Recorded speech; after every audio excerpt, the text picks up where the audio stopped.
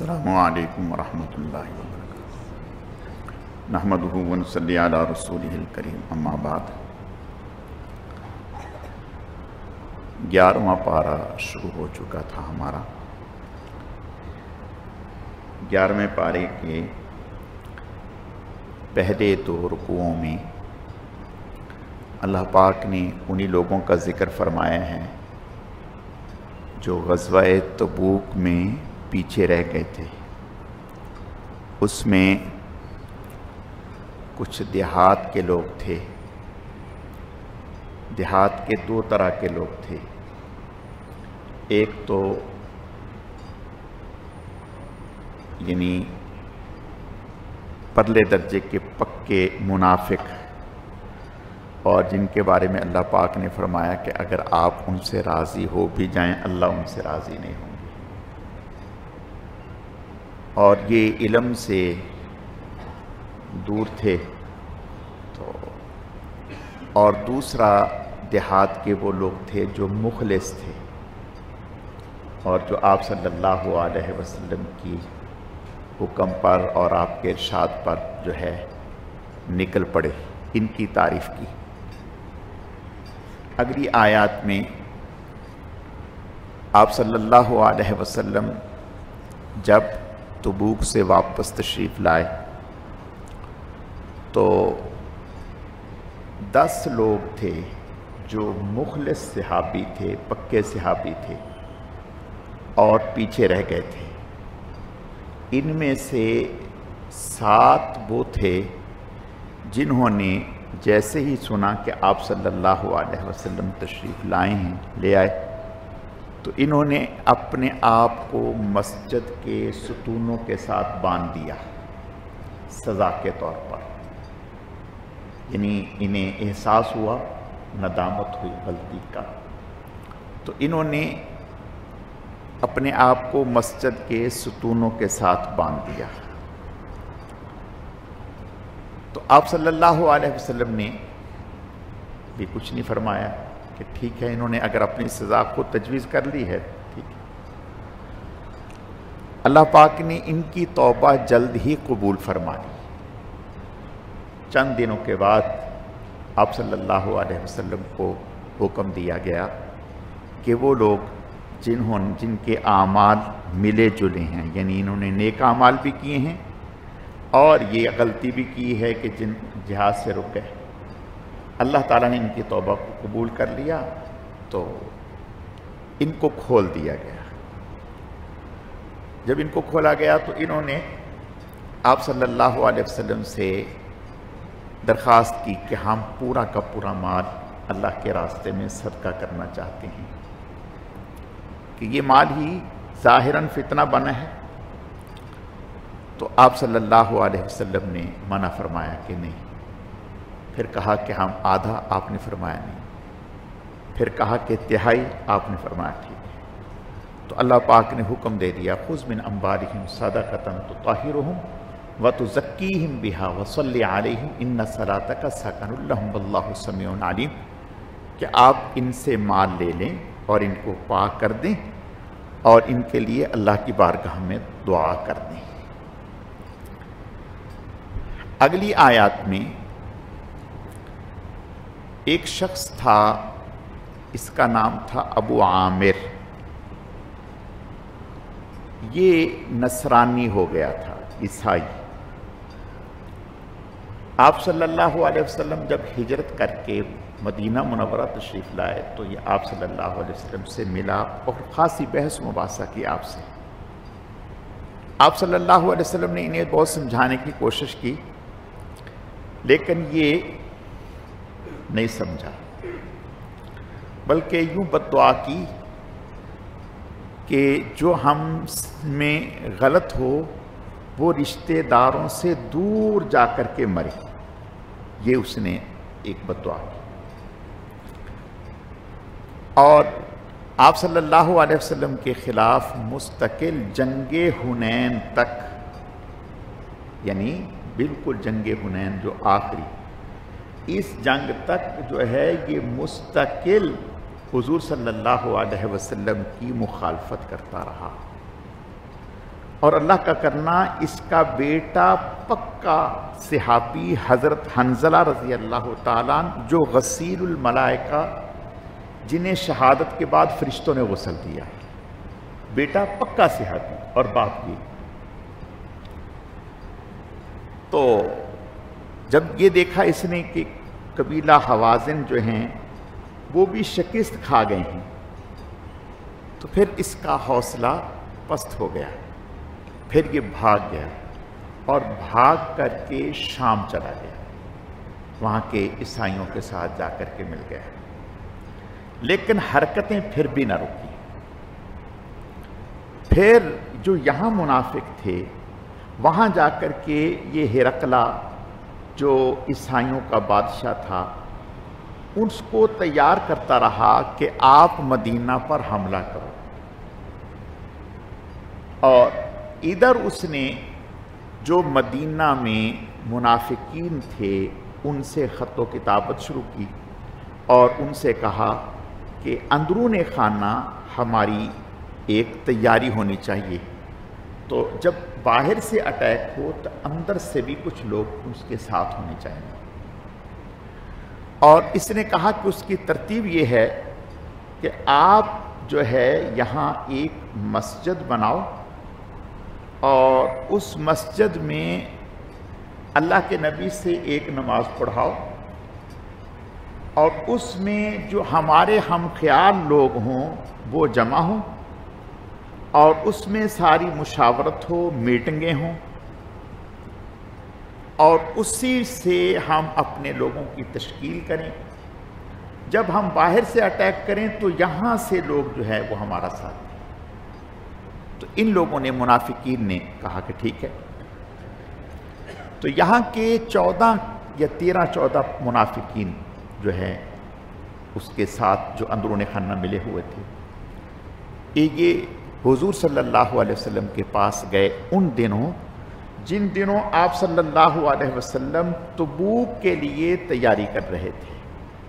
تب سے آپ نے ارشاد فرمایا کہ دیکھو ابھی تو سفر ہے، تو فوری تو مشکل ہے، میں سفر سے واپس آ لوں پھر انشاءاللہ تعالی۔ انہوں نے کہا کہ یا رسول اللہ، ہم قباء میں جو مسجد ہے وہ چھوٹی بھی ہے، ذرا دور بھی ہے، تو ہم چاہ رہے ہیں کہ ذرا ایک مسجد اور ہو جائے، تو جو ضعفاء ہیں یا کمزور لوگ ہیں وہ وہاں نماز پڑھ لیا کریں، اور قباء دور بھی پڑتی ہے، چھوٹی بھی ہے۔ تو آپ نے ارشاد فرمایا کوئی حرج نہیں، ٹھیک ہے، تو یا رسول اللہ ہم یہ چاہتے ہیں کہ پہلی نماز آپ پڑھا دیں تاکہ بابرکت ہو جائے۔ آپ نے فرمایا ٹھیک ہے، میں سفر سے واپس آ جاؤں پھر انشاءاللہ میں حاضر ہوتا ہوں۔ آپ صلی اللہ علیہ وسلم جب واپس تشریف لائے، ابھی مدینہ پہنچے نہیں، اللہ نے آیتیں اتارنی، والذین اتخذوا مسجدا ضرارا وکفرا وتفریقا بین المؤمنین وارصادا لمن حارب اللہ ورسولہ من قبل ولیحلفن ان اردنا الا الحسنى واللہ یشہد انہم لکاذبون۔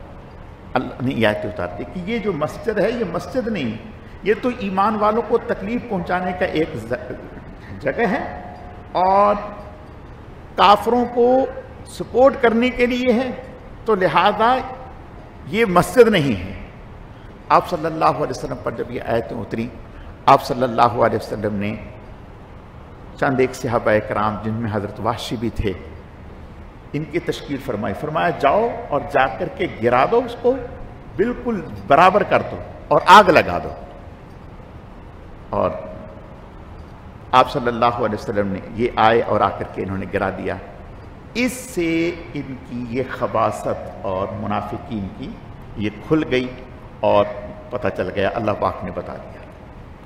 اگلی آیات میں اللہ پاک نے مسجد قباء کی تعریف فرمائی، لمسجد اسس علی التقوی، وہ مسجد جس کی بنیاد تقوی پر ہے۔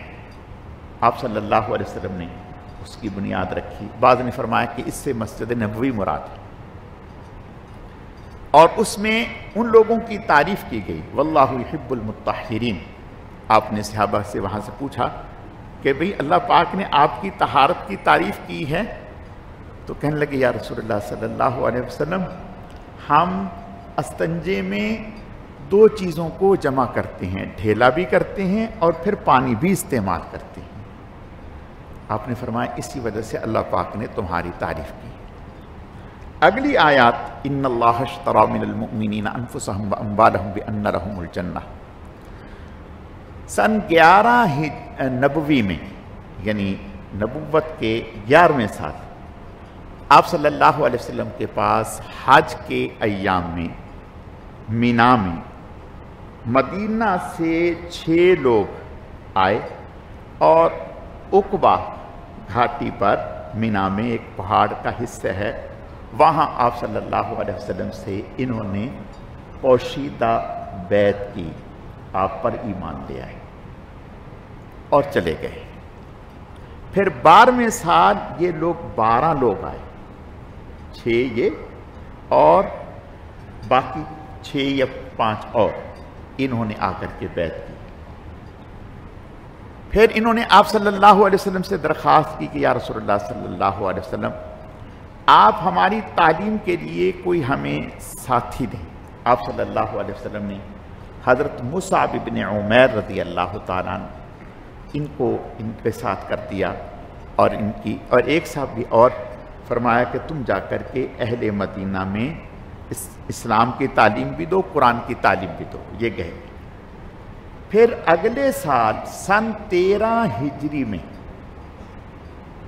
13 نبوی میں سن 13 نبوت کے 13ویں سال 72 لوگ، 70 مرد اور 2 عورتیں، یہ اس جگہ پر حضور صلی اللہ علیہ وسلم کے پاس آئے اور حضور صلی اللہ علیہ وسلم سے بیعت کی۔ حضور صلی اللہ علیہ وسلم عبداللہ بن رواحہ رضی اللہ تعالیٰ وہ حضور سے کہنے لگے کہ آپ ہم سے کیا شرائط رکھنا چاہتے ہیں اللہ کے بارے میں، اپنے بارے میں؟ آپ نے ارشاد فرمایا کہ اللہ کے بارے میں تو یہ شرط رکھنا چاہتا ہوں کہ صرف اس ایک کی عبادت کرنا، اس کے علاوہ کسی اور کو اس کا شریک نہیں ٹھہرانا، یہ تو اللہ کے بارے میں۔ اور اپنے بارے میں یہ شرط ہے کہ جیسے تم اپنے مال کی، بچوں کی حفاظت کرتے ہو، ایسے ہی تم میری حفاظت کرو گے وہاں، یعنی یہ تمہارے ساتھ معاہدہ ہے۔ انہوں نے کہا کہ یا رسول اللہ صلی اللہ علیہ وسلم اگر ہم یہ معاہدہ پورا کر دیں تو پھر ہمیں اس پر ملے گا کیا؟ آپ نے فرمایا جنت۔ آپ نے فرمایا جنت۔ انہوں نے اتنے خوش ہوئے، کہنے لگے صحابہ، حضرت ایک تو حضرت اسعد بن زرارہ صحابی تھے، 2 صحابی اور تھے، اور یہ کہا یا رسول اللہ جلدی سے ہاتھ بڑھائیں، ہم آپ کے ہاتھ پر بیعت کرنے کے لیے تیار ہیں۔ تو انہوں نے بیعت کی۔ اللہ پاک نے اس موقع پر پھر یہ آیتیں اتار دیں، ان اللہ اشتری من المؤمنین انفسهم واموالهم بان لهم الجنہ یقاتلون فی سبیل اللہ۔ اللہ تعالیٰ نے خرید لیا ایمان والوں کے جانوں کو اور مالوں کو جنت کے بدلے میں۔ پوری صورت یہ مدنی ہے سوائے ان چند آیات۔ اگلی آیات میں آپ صلی اللہ علیہ وسلم نے جب اپنے چچا حضرت ابو طالب کو آخری وقت میں ایمان کی تلقین فرمائی، کلمے کی تلقین فرمائی، اور انہوں نے کلمہ نہیں پڑھا، ابو جہل اور امیہ بن خلف یہ پاس بیٹھے ہوئے تھے، یہ بار بار اسے یہ کہتے رہے، اور بالآخر آخری لفظ جو ابو طالب کے تھے وہ یہ تھے کہ میں عبد المطلب کے دین پر ہوں، آبا و اجداد کے دین پر ہوں، بس یہ کہا اور انتقال ہو گیا۔ اس کے بعد آپ صلی اللہ علیہ وسلم نے فرمایا کہ میں جب تک اللہ تعالیٰ کی طرف سے ممانعت نہیں آئے گی میں ان کے لیے استغفار کرتا رہوں گا۔ پھر اللہ پاک نے آیتیں اتار دیں، ما کان للنبی ان یستغفروا للمشرکین ولو کانوا اولی قربی من بعد ما تبین لهم انہم اصحاب الجحیم۔ نبی کے لیے، ایمان والوں کے لیے مناسب نہیں ہے کہ جب انہیں پتہ چل جائے کہ وہ جہنمی ہیں، اگرچہ وہ قریبی رشتہ دار ہوں، ان کے لیے استغفار نہ کریں۔ بس پھر آپ صلی اللہ علیہ وسلم نے فرمایا اب نے اس سے اگلی آیات میں وَعَلَى الثَّلَاثَةِ الَّذِينَ خُلِّفُوا حَتَّى إِذَا ضَاقَتْ عَلَيْهِمُ الْأَرْضُ بِمَا رَحُبَتْ وَضَاقَتْ عَلَيْهِمْ أَنفُسُهُمْ وَظَنُّوا أَن لَّا مَلْجَأَ مِنَ اللَّهِ إِلَّا إِلَيْهِ۔ یہ آیتیں ان تین صحابہ کے بارے میں، حضرت کعب بن مالک، حضرت مرارہ بن ربیع، حضرت ہلال بن امیہ رضی اللہ تعالی عنہم، ان تین کے بارے میں اتری۔ ان تین کی توبہ کا مسئلہ لمبا ہو گیا، یعنی ان باقی جو 7 صحابی تھے ان کی توبہ جلد قبول ہو گئی، ان کی توبہ لمبی ہو گئی، 50 دن لگے، 50 دن۔ اور آپ صلی اللہ علیہ وسلم نے صحابہ اکرام رضوان اللہ علیہم اجمعین سے فرما دیا تھا، فرمایا کوئی ان سے بات نہ کرے، کوئی لین دین نہ کرے، کوئی بات نہ کرے۔ حضرت کعب بن مالک فرماتے ہیں کہ صورتحال یہ تھی کہ ہمارے سلام کا کوئی جواب نہیں دیتا تھا، یا سلام کا جواب دیا تو کوئی اگلی بات نہیں کرتا تھا ہم سے۔ اور ہم بازار میں جاتے تو فرماتے ہیں کہ میں مسجد میں آتا، میں حضور صلی اللہ علیہ وسلم کے پاس نماز کھڑے ہو کر کے پڑھتا، یعنی آپ بیٹھے ہوتے نفل پڑھتے یا کچھ سنت وغیرہ پڑھتے، تو کہتے ہیں کہ میں آپ کو سلام کرتا تو میں آپ خیال کرتا رہتا کہ آیا ہونٹ آپ کے ہلے ہیں یا نہیں ہلے۔ تو آپ صلی اللہ علیہ وسلم کے ہونٹ معمولی ہلتے، تو کہتے کہ میں جب نماز پڑھتا تو میں آپ کی طرف دیکھ رہا ہوتا تو آپ رخ پھیر لیتے، اور جب میں نماز میں مشغول ہو جاتا تو آپ میری طرف دیکھنا شروع کر دیتے، یعنی مجھے دیکھتے تو، اور جب میں آپ کی طرف دیکھتا تو آپ اپنا چہرہ دوسری طرف پھیر لیتے۔ اسی اثنا میں کہتے ہیں کہ شاہ غسان ایک بادشاہ تھا، تو اس نے ایک خط بھیجا، ایک تاجر آیا مدینہ اس کے ہاتھ، اور اس نے لوگوں سے پوچھتا تھا کہ کعب بن مالک کون ہے؟ یہ بڑی صلاحیتوں والے تھے کعب بن مالک، تو لوگوں نے اشارہ کر کے بتایا کہ وہ ہے۔ کہنے لگے وہ مجھے ملا، تو وہ مجھے اس نے خط دیا، تو وہ خط میں نے پڑھا تو اس نے کہا کہ مجھے پتہ چلا ہے کہ آپ جیسے باصلاحیت آدمی کو، قیمتی ساتھی کو جو ہے نظر انداز کر دیا گیا ہے، اور ان سے جو ہے وہ مقاطع کر دیا گیا ہے۔ تو مجھے سن کر بہت افسوس ہوا، ہم آپ کے قدردان ہیں، تو لہٰذا آپ ہمارے پاس کہتے ہیں۔ میں نے کہا انا للہ و انا الیہ راجعون۔ یہ ایک اور آزمائش آ گئی۔ کہنے لگے کہ میں نے فوراً خط کو پھاڑا، کئی ٹکڑے کیا، اور آگ جل رہی تھی اس میں جلا دیا۔ ہاں جی، میں نے اس کی طرف دیکھا ہی نہیں۔ پھر 40 دن جب ہو گئے تو آپ صلی اللہ علیہ وسلم نے ہمیں پیغام بھیجا کہ بھئی آپ اپنی بیویوں کو اپنے میکے بھیج دو، یعنی بیویوں سے الگ۔ تو میں نے پوچھوایا کہ یا رسول اللہ صلی اللہ علیہ وسلم کیا ہم طلاق دے دیں؟ فرمایا نہیں، طلاق نہیں دینی، لیکن ان سے الگ رہیں۔ وہ جو دوسرے 2 صحابی تھے وہ بہت کمزور تھے، بہت نحیف تھے، تو انہوں نے کہا کہ یار، ان کے گھر والوں نے پوچھوایا کہ یا رسول اللہ صلی اللہ علیہ وسلم اگر یہ چلی جائیں گی تو ان تو مر جائیں گے، تو آپ نے ان کو اجازت دے دی، لیکن مجھ میری۔ تو کہنے لگے کہ صورتحال یہ ہو گئی کہ ہمارے لیے زمین کشادہ ہونے کے باوجود بھی تنگ ہو گئی، کوئی ہمارے لیے جائے پناہ نہیں تھی۔